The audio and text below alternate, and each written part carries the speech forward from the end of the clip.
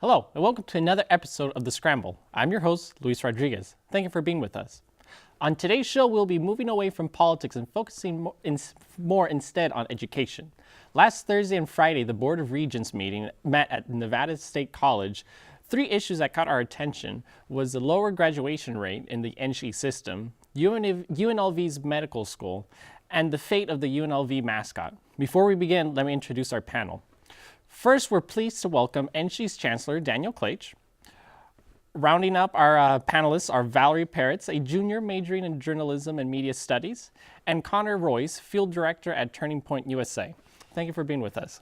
Great to be here. All right, let's begin with Chancellor. What exactly is a Chancellor, and what is your role in Nevada's system of higher education? The Chancellor is sort of the chief executive officer of the system. My job, I work for the Board of Regents. I don't work for any of the institutions. And my job is to see that the policies adopted by the board are implemented. I spend a lot of time at the legislature. I'm in charge of putting together the budget for the university, or the university system. I think that those are the big things: policies, budget, and legislature.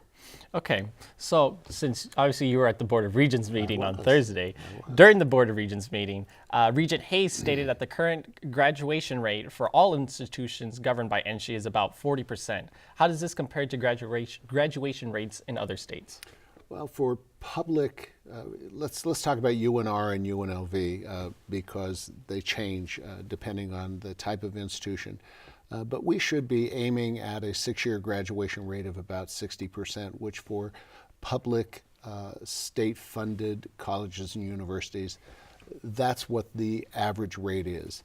I personally don't think that's acceptable, but we should be no lower than the average of similar type institutions as we are. So what should the regents do to increase the graduation rates, and what should the institutions do? I think the regents have done a lot recently. They've implemented policies that encourage students to go more full-time. You can't, I was not a math major, but I can divide 120 by 8 and get 15. And if you don't take 15 credits a semester, you're not going to graduate in 4 years. Every semester you spend in school beyond 4 years, your chances of ever getting a degree goes down significantly. And so one of the things that we have focused on a lot is to try and make sure that students understand that full-time means 15 degrees or 15 credits. It doesn't mean 12, it doesn't mean 10. And I think that's the most important policy that we've been pushing. Right, well, let me just say that in my school, the political science school, that they've been pushing that 15 credits, so they're doing their jobs. Good to hear. Yeah, it's really good. So as students, what do you guys see what do you guys feel is a factor that's contributing to the lower graduation rates? So let's start with you, Valerie. I think it really depends on which college you're looking at. So within UNLV, I'm a journalism major. So one problem that we've had with our graduation rates is that we have a certain amount of classes that we have to take. So I think we have 8 required courses that are just like general journalism courses, and then we have 5 that we have to take for our track, and then we have to take 3 upper division electives, and they all have to be journalism. And we only have, let's say, 1 class offered per semester for these classes. So, for example, Journalism 475. This is a class that's only offered once a semester, but every single journalism student, all 300 of us, have to take it in order to graduate. So it's hard to get into these classes. We're having a really difficult time. And to try to combat that, we're now putting in so many students. So we used to have like 19 students per class, and now we're having, let's say, 35 students per class. And it's making the class sizes so big that students have to sit on the floor. And when class sizes are that big, now kids are dropping classes, and again, they're not getting on track with that 5 credits per semester. Which I'll jump back to that, because I do want to ask the question of, do you think that the larger class sizes is an effect to the lower graduation rate? But let's put that on the side for a second. What do you feel, Connor? What do you think is a major factor in lower graduation rates? Sure, and to offer a little bit of a different perspective, as somebody who's newer to the state of Nevada, I think the state of education in general is a huge impact. Primary and secondary schools are failing across the board in the state.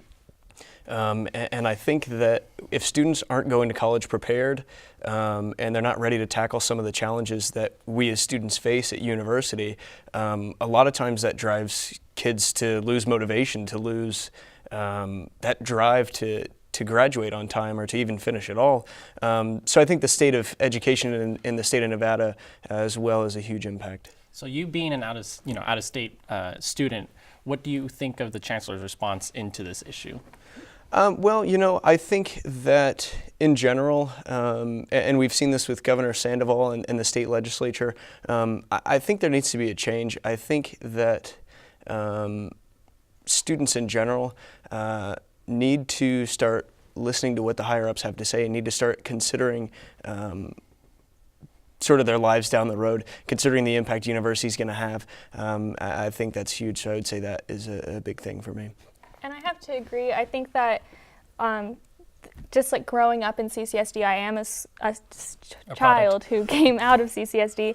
You're really not prepared. I was really lucky to go to a school that did prepare me for college, but CCSD already has low graduation rates. And a lot of kids who do go to UNLV, we call it You Never Leave Vegas, That's University of Never Leaving Vegas. So a lot of people who are going to UNLV, they already expect these low graduation rates. They're not going to work harder. So Chancellor, with that, with CCSD having low graduation rates, do you think that is also playing into a factor with why, let's say in more particular UNLV is having lower graduation rates? Absolutely. I mean, Connor's right. If you don't come to the door here prepared to do college level work, you're either not going to make it or it's going to take you longer to do it, and neither of those are acceptable. We had a report issued by our academic vice chancellor just 2 weeks ago. She gave this report to the State Board of Education, their subcommittee on high school curriculum and graduation, and what it indicated is that students that graduate from our local high schools, not just Las Vegas local high schools, that did a standard degree, by and large, about 70% of those were not ready for college level work. If they took an advanced degree, which meant one more year of math, one more year of science, that readiness quotient went way up. If on top of that they did 2 years of foreign language, by and large about 85% of those were ready for college level work. Valerie and I were talking about the classes that she took at the CTA. That shouldn't just be the CTAs. That should be every single high school in Nevada needs to up its rigor. We're not going to lower admissions requirements. I mean, we're not going to say, gee, I guess we've got to lower our requirements here at UNLV to match.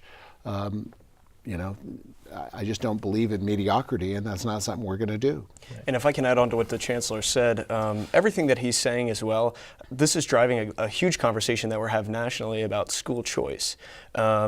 We're talking about our public schools failing. At one point or another, push comes to shove, and you have to say, what alternatives can we provide students in order to succeed?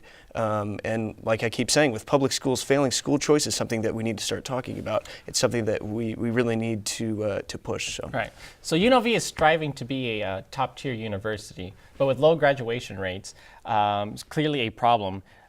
In the quest to reach to that status, should the graduation rates be weighed as much as, let's say, research and efforts?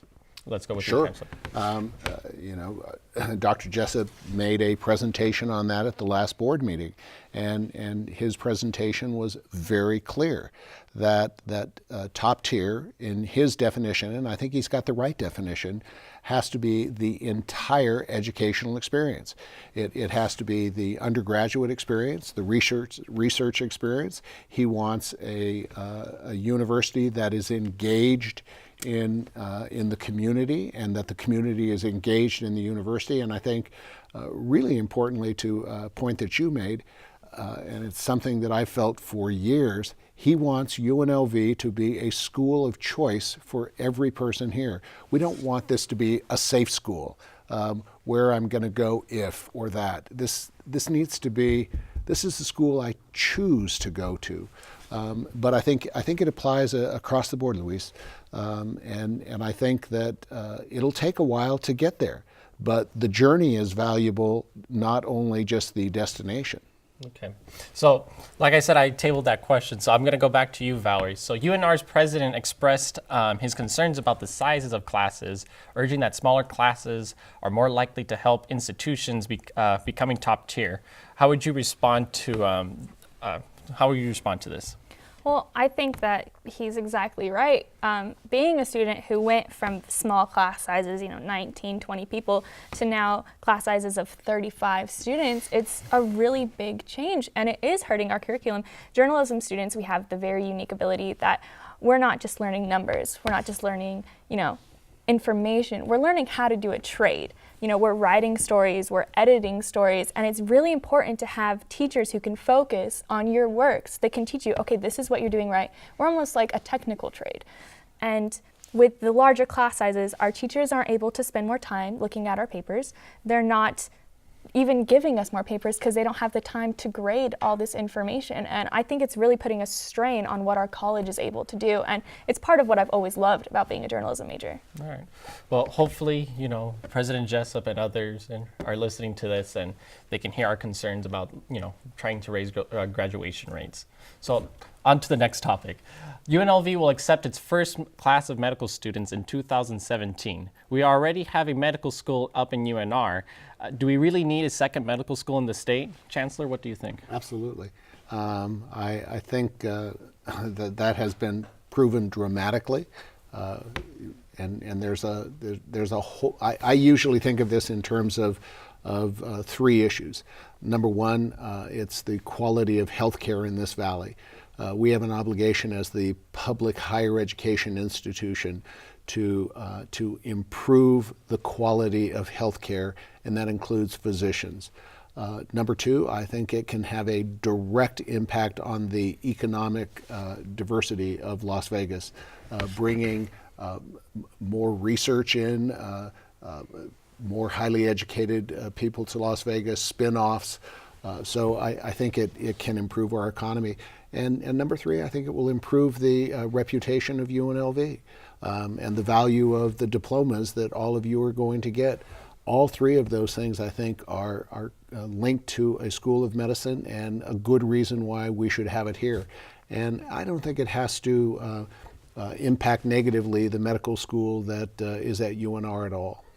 Well, you've nailed a lot of my follow-up questions there. Awesome. So on to, as you said, it was going to help diverse the city. Do you feel that the admission rate having the medical school here at UNLV will hurt the admission rate up in UNR? I doubt it. I doubt it. First of all, we know we're going to have a great class of students here. Because, and this may sound crass, people may not like it, but we're going to go out and buy them. And the people of Las Vegas have stepped up, and they've provided full 4-year tuition for this first class and a number of the second and third and fourth classes. That's very important because how those students do on nationalized tests has a lot to do with whether we get finally accredited or not.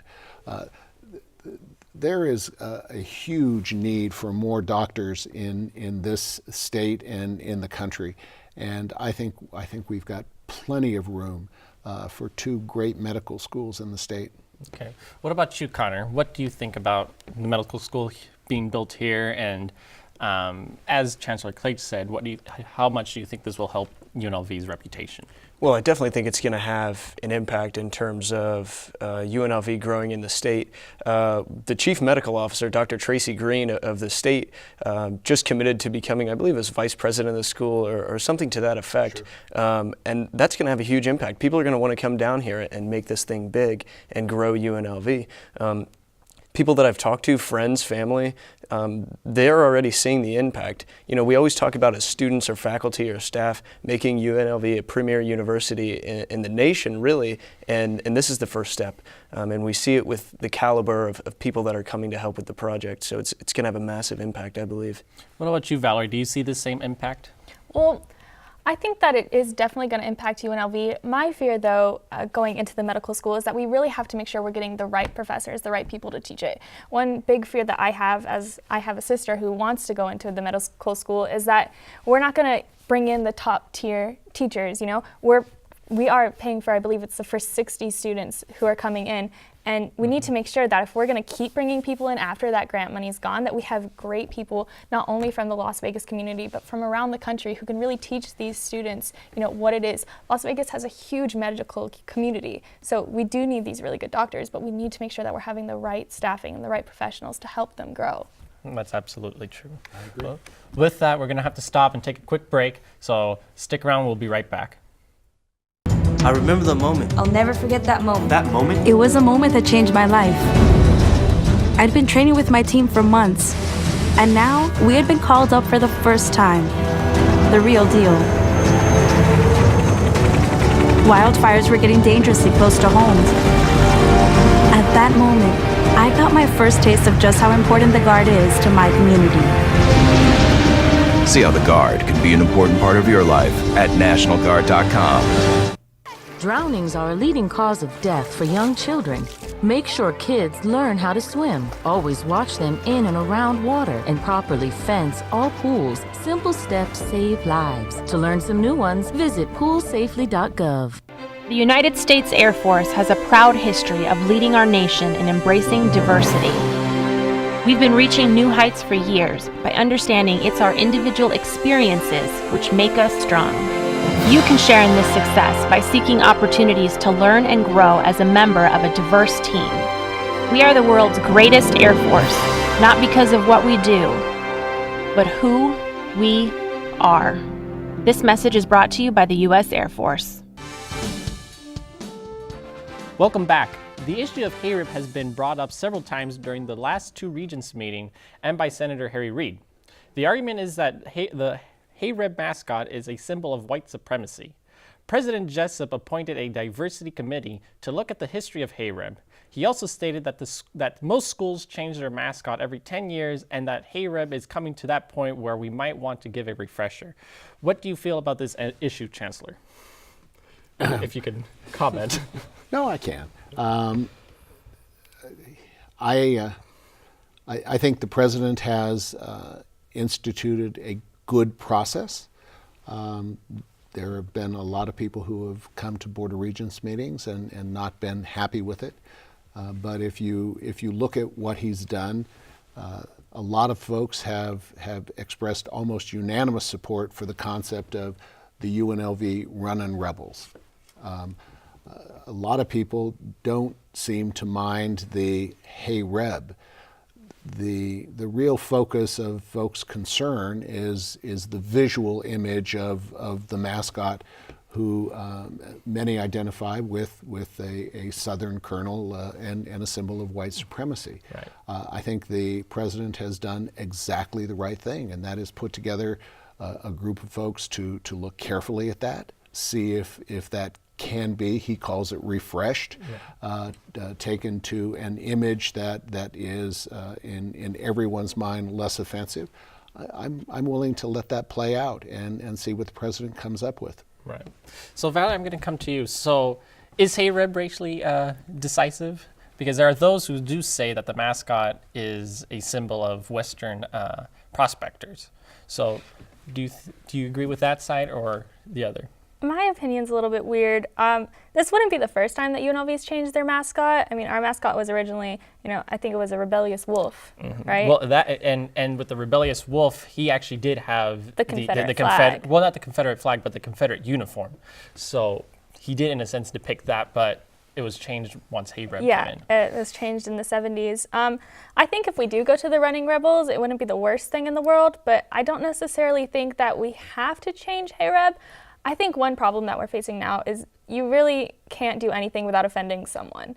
Hey Reb is going to offend someone, and the circumstance that brought up the Hey Reb, what happened in Charleston, it was a really unfortunate event, but I don't think we necessarily have to change the mascot over it. I think the diversity community is a very good idea, and if they find that we do need to change it, the running rebels is the best bet. What do you think, Connor? Well, first off, kudos to President Jessup for not making a knee-jerk reaction and just scrapping Hey Reb. I think taking initiative and putting together a diversity board, so to speak, I think is the right step. But in the early 70s, the students voted on Hey Reb actually, and it passed with a 2-to-1 vote to stay. UNLV has had mascots that have depicted sort of the Confederacy, as Beauregard in the 60s and 70s, and that's when we made the change to Hey Reb. And like I said, the students voted 2-to-1. I don't know the exact time, it was the early 70s, but there was no issue. And I mean, we had the events in Charleston, and there were protests here on campus concerning the mascot. But like I said, I think President Jessup taking initiative, not making a knee-jerk reaction, just having a look at it, seeing what can be done is something big. And I think even if it went to a student vote, it would pass just fine. So hopefully we get to that conclusion of letting the students vote for whether they want to keep the mascot or not. So I'm going to bring up a final topic. It's kind of out of cue from what I originally brought up. So the final issue is going to be on back to the Regents meeting. They brought the concern of where the location of the next future Regents meeting would be, if it would be held in the institutions or in a neutral place that the Regents can go and talk. What do you feel about that opinion? Because in the meeting you didn't really explain much. So do you feel that? You mean I didn't say anything? Or you didn't say exactly. So do you think that it should be in the institutions or in a neutral location? Because there were some that said it was too expensive and taking a lot of resources from the institutions, and then there was some that were saying that they wanted that aspect of talking to the students on campus. That was a really interesting debate, and I've got to tell you, it's not something that impacts me because I get to be on campus throughout the state on a daily basis. I mean, I've got offices here, I've got an office in Reno, and I'm never in them because I'm always someplace. I'll be at CSN later on today. I love going to the campuses. I love seeing what's going on at the campuses. But people do need to understand that these meetings are kind of a logistical nightmare. We'll close down a major space in the campus for a week with setup and takedown. There's a lot of equipment that goes into it, and I think people are just saying, can't we do something a little simpler? And that there are really great spaces for those meetings at UNR and UNLV. The suggestion that we have specific times set aside for regents to get to campuses, I thought was a good suggestion as well. I've got to tell you, I don't have a lot invested in this issue. There's a lot of things that I think are really, really important. Graduation rates, a medical school, making sure our students have good jobs when they graduate. Are we meeting the needs of the state? Where we meet, it doesn't quite raise to that same level with me. All right. Well, sorry about that. That's fine. Well, one aspect that the regents also mentioned, or that they talked about, was they wanted to see more students attending these meetings and knowing what's going on in their school. Because obviously, you guys are talking for us, and the future, that whatever you guys do is going to help, either affect our future in a good way or in a bad way. So how do you think you guys, you as a chancellor and the regents as a whole, could advertise more to the students to attend? And then what you as a students, how would you go to these meetings, et cetera? So we'll start with you. Well, we're not as exciting as a good IMAX production, so we're not going to get all the students to come. That's for sure. It's like watching C-SPAN. Oh, come on. But one of the things that's important to me, and I think you saw it in some of the things that were discussed, faculty and students came to the January meeting, and there was a lot of public testimony, as you recall. Yes. Policies and the things that we brought back in March changed as a result of that testimony. And so I guess the message is, please do come, because what you say makes a difference. And so I do think it's important for us to make ourselves available so that students and faculty can express their opinion, because we're trying to make policies that impact your lives, and they impact your pocketbook. So hopefully they're good decisions, and we rely on students and faculty to help inform us. So you as students, how will you guys commit to try to go to these meetings if you guys can? Well, I would say, people, specifically students, need to understand that the decisions they make have a direct impact on us. It comes down to education.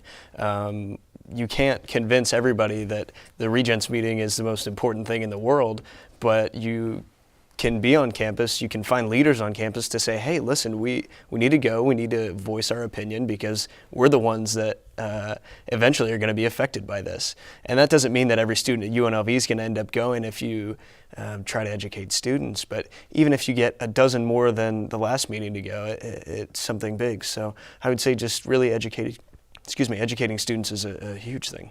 All right, now Valerie, you have the honor to say the last words. So quickly, what's your opinion? I think more than anything, just making students aware that the Board of Regents even exists. A lot of students don't realize that there is a governing body that's not CSUN that actually chooses what happens. And there's a lot of interesting events, from raising the tuition to last year I think there was something about medical marijuana on campus, to the campus radio station being bought. There's so many different things that happen. So I'm sorry, but with that, that's all the time that we have. I just want to thank our panelists, and I also want to give a special thanks to Chancellor Klaich for stopping by.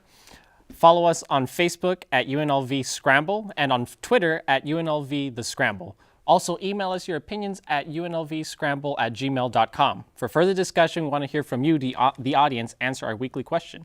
Do you think that it was a good move for former presidential candidate Mitt Romney to speak against Donald Trump and his ability to serve as president? Let us know. Thank you for watching, and see you next time.